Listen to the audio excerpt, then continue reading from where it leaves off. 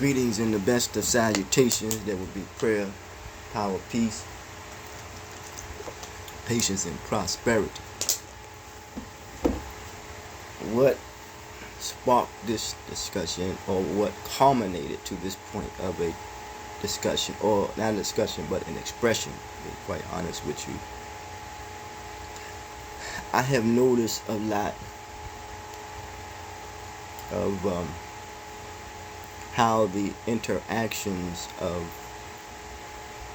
different ethnic groups, how one could be more dominant than the other. One could be more dominant than the other. I don't know if that's a form of rebelling, or is it a form of acceptance?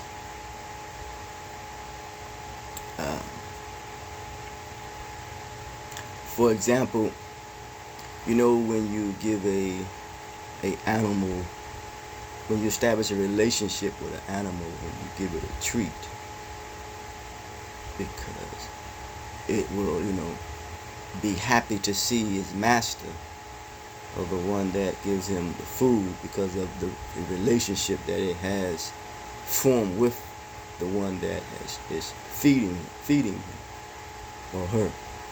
And the animal will either happy to see him, or wag what they call his tail and make gestures that shows his maybe affection, I don't know, but happiness to be apart with his master.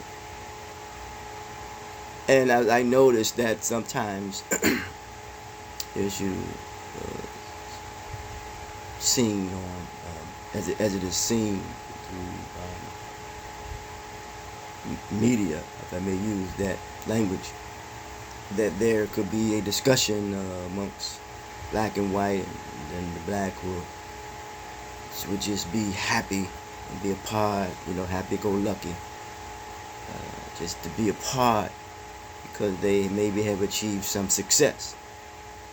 But then there is the whites who use certain vernaculars or certain language or words just to say that there is that they can relate. And we all want variety in life,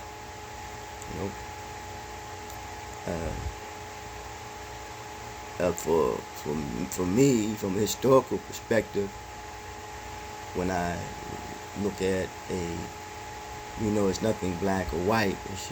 That's just something that is conceptual, not biologically proven. Cannot be biologically proven. Maybe I went to the extreme with that, but that's okay.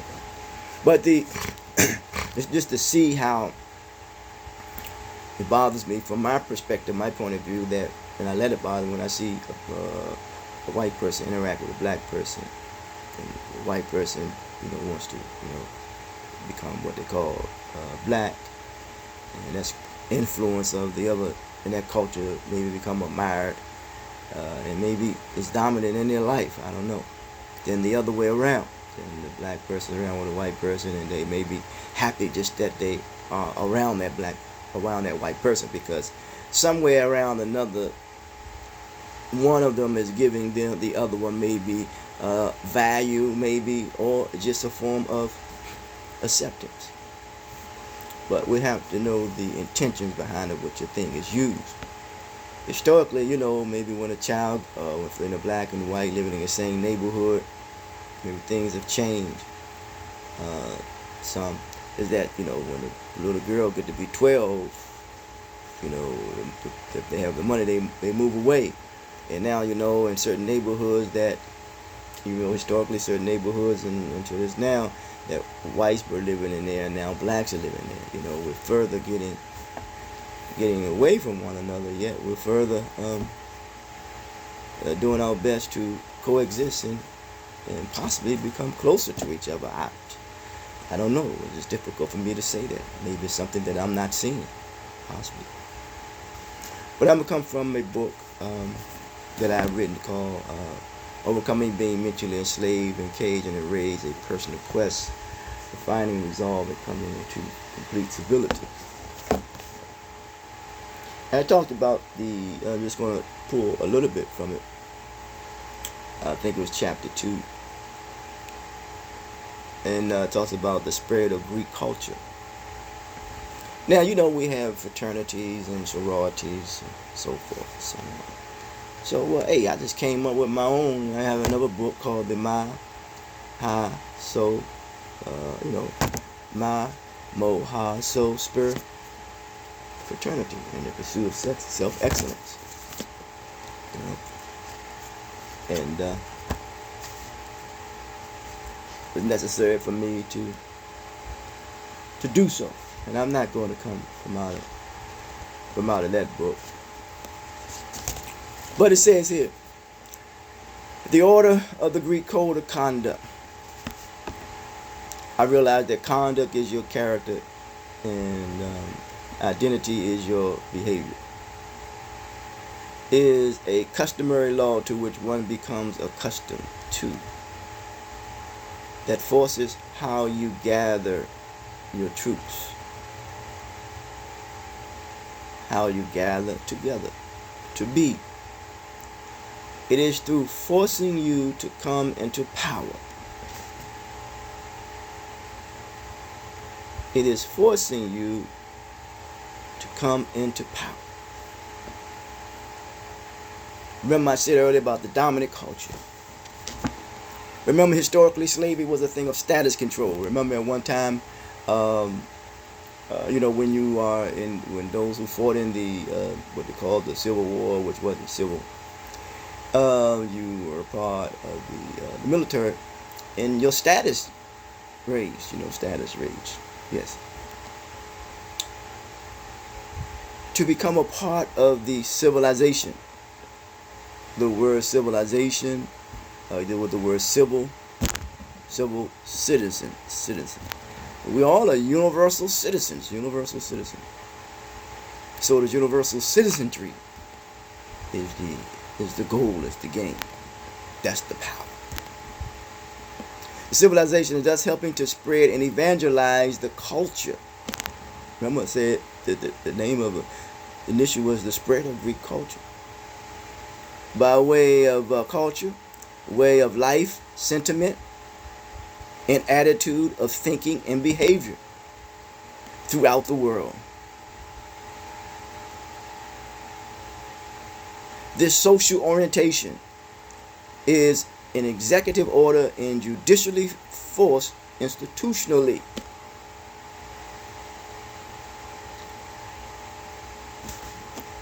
This is agreed upon and accepted within the group. Remember, it is by what? Force. The Greek customs that resulted in conquered territories became the rule of the law to create a cause and to see the results of the effects of that cause. The Greeks were looking for variety. They could not find it inside themselves. So in 323 BC, Alexander found a diversified people in the Egyptians, who were considered to be third degree of Ethiopians.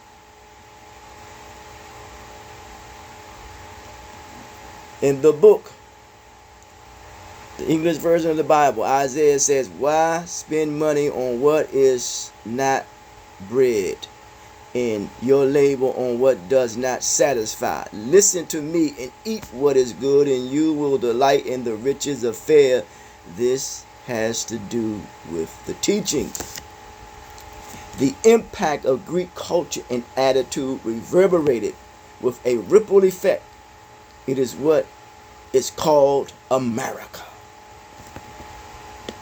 Along with the European Union, are always looking for ways to spread their culture throughout the world. The desire for power, diversification serves as a breeding ground. If we can't kick them out, we will breed them out.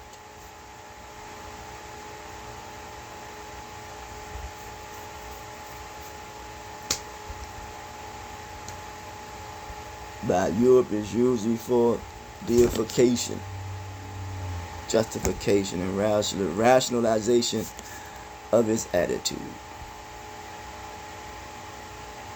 There are many other factors to bear to mind of the European, which comes from the word Ethiopia, a Phoenician prince. It is a distorted personality when it possibly comes to his intellectual aptitude. As a result, future generations of Europeans would then become gradually indoctrinated into a what? A distorted personality. Automatic distorted thoughts. Couldn't find diversification in themselves, so they looked and found it in others.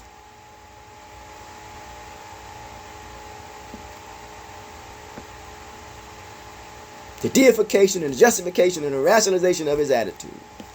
Of that attitude. Talking about being institutionalized and indoctrinated. Future generations of Europeans would then become gradually indoctrinated so they can change, so they are in charge to civilize the world. There's a poem written by an Englishman, Rudyard Kipling, written for Queen Victoria's Diamond Jubilee in exchange for a recessional. It was called The White Man's Burden.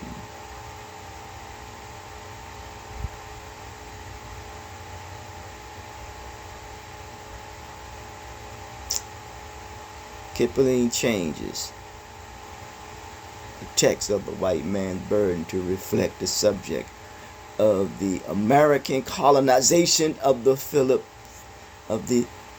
Philippines.